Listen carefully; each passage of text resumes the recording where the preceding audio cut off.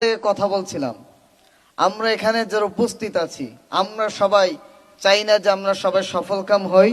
চাই কি চাই না? আমরা সবাই চাই যে আমরা জান্নাতি হই, ঠিক কি না? এই পৃথিবীতে যতই মানুষ, যে মুসলমান সে চায় যে আমি জান্নাতি হই, যে হিন্দু সে চায় আমি স্বর্গে যেতে চাই, ঠিক না? আসুন, কি এমন চারটা গুণবালী যদি আমাদের ভিতরে থাকে তাহলে আমরা জান্নাতি হতে পারবো। আল্লাহ রাব্বুল আলামিন বলেন, ও বান্দা শোনো শোনো, তোমাদের ভিতরে যদি চারটা বৈশিষ্ট্য যদি থাকে তাহলে তোমরা হবে সফল কাম, তোমরা হবে জান্নাতি। আসুন আমরা জেনে নিই কি চারটা এমন গুণ। আল্লাহ রাব্বুল আলামিন সূরাতুল আসরের একদম শেষের আয়াতের মধ্যে সুন্দর করে বান্দাকে জানায় দেয়, ও বান্দা শোনো, ইল্লাল্লাযীনা আমানু ওয়া আমিলুস সালিহাতি ওয়া তাওয়াসাউ বিল হাক্কি ওয়া তাওয়াসাউ বিস সবর। জোরে বলুন আল্লাহু আকবার। আল্লাহ রাব্বুল আলামিন বলেন, এক নম্বরে তোমাদেরকে ঈমান আনতে হবে। কি আনতে হবে? সবাই বলেন, এক নম্বর আমাদের ঈমান আনতে হবে ইল্লাল্লাযীনা আমানু ওয়া আমিলুস সালিহাত। এক নম্বর ঈমান আনতে হবে। শুধু ঈমান আনলে হবে না, ঈমান আনার পরে নেক কাজ করার দরকার আছে না নাই? আমার ভাইয়েরা, এবার আমি যদি বলি কে কি ঈমান এনেছেন তারাই হচ্ছেন জান্নাতি ব্যক্তি, সবাই হাত জাগাবেন, ঠিক কিনা? যদি বলে এখানে ঈমান আনছেন কারা কারা, সবাই হাত জাগাবেন, একটা হাতও নিচু নামবে না। এরপরে যদি প্রশ্ন করি ফজরের নামাজ পড়ছেন কে কে, অনেকের লজ্জার কারণে হাতটা নিচু থাকবে। এবার একবার চিন্তাশীল হন, যে ঈমান আপনাকে ফজরের নামাজ পড়াতে পারবে না, সে ঈমান কি করে আপনাকে জান্নাতের দরজায় নেয়? যে ঈমান আপনাকে সপ্তাহে 60টা দিন, 7 দিনের 6 দিন আপনাকে মসজিদে নিতে পারে না, ও ঈমান কোশ্চিন কালো আপনাকে জান্নাতে নিতে পারবে না, ঠিক কিনা? ঈমান আনার পরে নামাজ আদায় করার দরকার আছে না নাই? আমার বন্ধুগণ, শুধু নামাজ নয়, ঈমান আনার পরে নেক কাজ করার দরকার আছে না নাই? আমার দেশে বর্তমান প্রেক্ষাপটে যেটা চলে আর কি, ভালো কাজ নয়, বরঞ্চ আমার দেশে খারাপ কাজ আরো বেশি চলে, ঠিক না? আমাদের ভিতরে, বিশেষ করে বাংলাদেশ আর ভারতের ভিতরে যে সমস্যাটা আছে, আমাদের ভিতরে একটা প্রতিযোগিতা আছে। কি প্রতিযোগিতা জানেন? সেই প্রতিযোগিতা হচ্ছে আমরা কে কাকে কত বেশি ক্ষতি করতে পারি। কথা বলেন, একটা লোক একটু দেখান যে এই ব্যক্তিটা চায় যে সে আমার ভালো করবে। বর্তমান জেনারেশনে এরকমের লোক পাওয়াটাই হচ্ছে খুবই কষ্টকর, হাজারে একটা পাওয়া যায়, ঠিক না?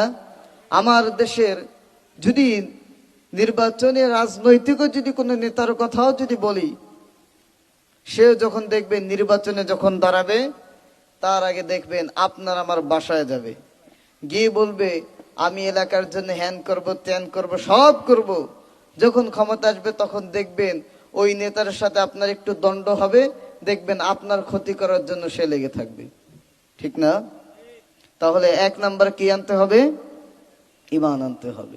এবং ঈমানের সাথে সাথে আমাদেরকে ভালো কাজগুলো করতে হবে, দান সদকা করতে হবে আমাদেরকে বেশি বেশি করে। যদি এতিম দেখি, এতিম বাচ্চাদের মাথায় আমাদের হাতটা বুলিয়ে দিতে হবে। এরকমের যত ভালো কাজগুলো আছে সব কাজগুলো আমাদের করার দরকার আছে না নাই? এবার আসুন, ঈমান এবং নেক কাজ এই দুইটার সম্পর্ক কেমন যদি একবার বলেছি, তারপর আবারও বলতেছি আপনাদেরকে বোঝানোর উদ্দেশ্যে। যেমন আপনি যদি বৃক্ষ, বৃক্ষ যদি বাসায় যদি লাগাতে চান, তার আগে কিন্তু আপনার বাসায় কিন্তু বীজ রোপণ করতে হবে। এখন মনে করেন আপনার স্বপ্ন জেগেছে আমার বাসায় আমি একটা আম গাছ লাগাবো। কি গাছ? আচ্ছা বলেন তো, আম গাছ যে আপনি যে লাগাবেন তার আগে আমের আটি লাগবে না? আমের আটি যদি না থাকে তাহলে ফল কি আকাশে হবে? হ্যাঁ, আপনি আটি লাগাবেন আস্তে আস্তে করে ধীরে ধীরে, তারপর দেখবেন আপনার ওই আটি থেকে দেখবেন একটা গাছ হবে। তারপর আস্তে আস্তে কয়েক বছর যখন যাবে ওই গাছে তারপর ফল ধরবে। তাহলে বীজ ছাড়া যেমন বৃক্ষ রোপণ করা যায় না, এবং বৃক্ষ ছাড়া যেমনি বীজ পাওয়া যায় না, তেমনি ঈমান ছাড়া নেক আমল বাদে জান্নাতেও যাওয়া যায় না। আপনি মুখে বললেন হ্যাঁ আমি ঈমান এনেছি, আমি ঈমানদার, নিজেকে দাবি করতে পারেন। এখানে আমিও দাবি করতে পারি, আমার পাশে হাফেজ সাহেব বসা আছে, উনিও দাবি করতে পারে, আপনারাও দাবি করতে পারেন যে আমি ঈমানদার। কিন্তু যে ঈমান আনার পরে যদি সৎ কাজগুলো যদি না করি, তাহলে জান্নাত কখনোই কপালে জুটবে না। তাহলে 1 নাম্বার কি আনতে হবে? সবাই বলেন, ঈমান আনতে হবে। 2 নাম্বারে আমাদেরকে নেক কাজ করতে হবে। কি কাজ? অর্থাৎ ভালো কাজগুলো করতে হবে, আমলে সলিহাত, বেশি বেশি আমল করতে হবে। 3 নাম্বারে ওয়াতাওয়াসাউ বিল হক, হকের কথা বলতে হবে। আমার দেশে সাধারণত ভাবে কিছু আলেম এবং কিছু সাধারণ কিছু পাবলিক এই শব্দটা বোঝার ভিতরে কিছু ভুল আছে। কেমন ভুল বুঝাই? আমার দেশে আমরা কিছু পাবলিক মনে করি যে হুজুর যত বেশি টেবিল চেয়ার যত বেশি থাবড়াবে সে বেশি তত বেশি হকের পথে। মনে করি কি করি না?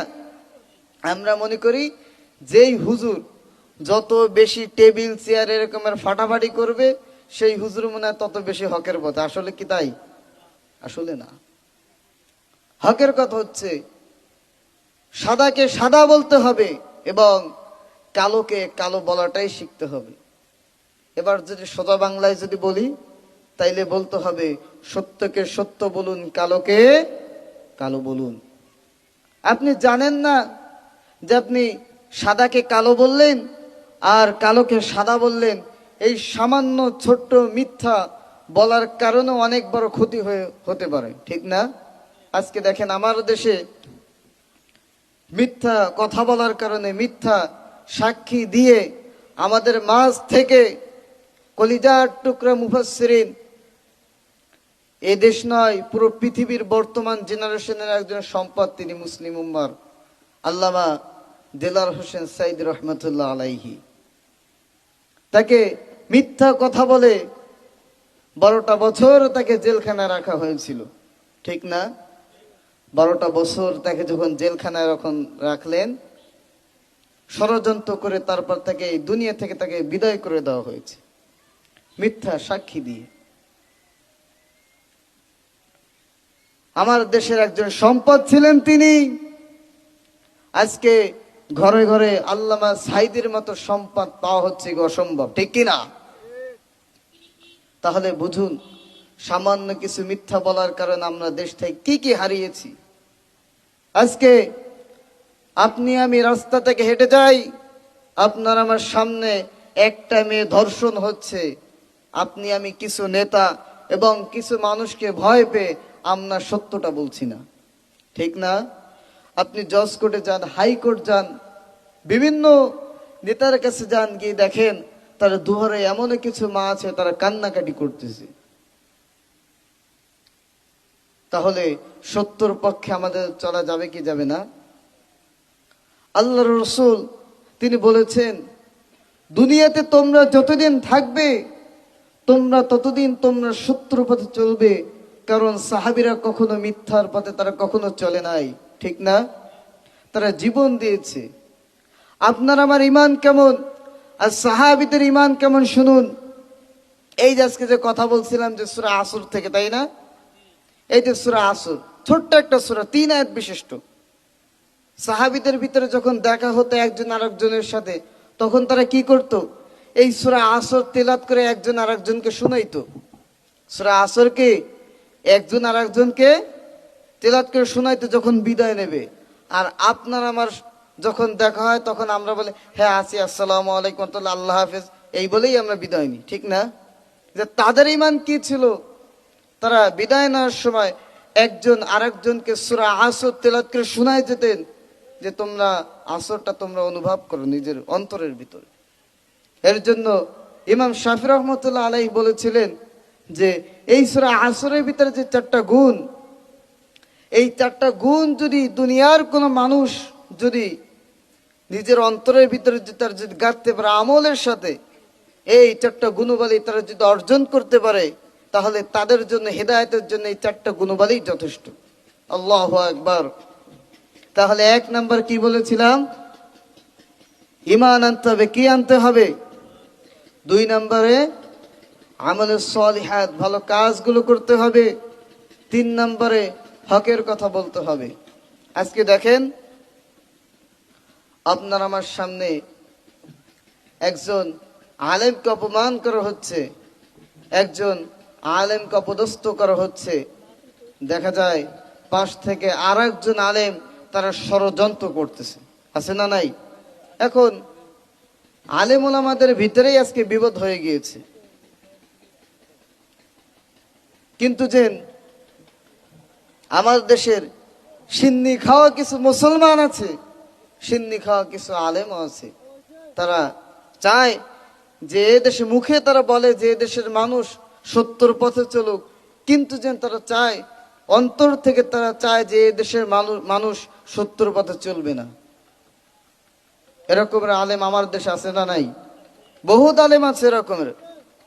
আজকে ফেসবুকে ইউটিউবে ঢুকলেই দেখা যায়, যাকে আমরা মনে করি বাংলাদেশের তাফসীর জগতের আইডল আল্লামা দেলার হোসেন সাইদ রহমতুল্লাহ আলাইহির, যাকে উত্তরসূরি বর্তমানে যাকে বলা হয়, আমি মনে করি তার উত্তরসূরি যিনি বর্তমানে মুফতি আমির হামজা ভাই, কি সুন্দর চমৎকার করে আলোচনা করে কোরআন হাদিস থেকে।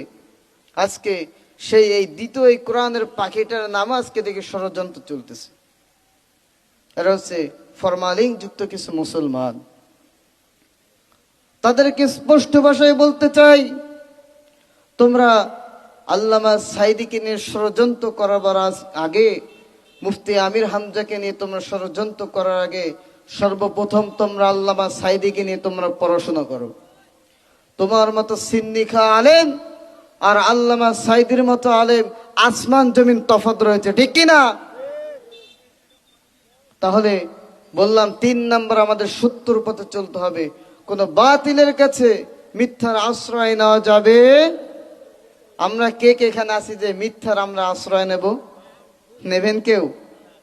কেউ নেব না। আমরা সবসময় সত্যর পথে আছি। কারণ আমি জানি আমার এই বাগেরহাট জেলার যে মানুষ, আমরা সবাই বাগেরহাট জেলার মানুষ, আমাদের কণ্ঠ, আমাদের সাহস হবে বাঘের মতো, ঠিক না?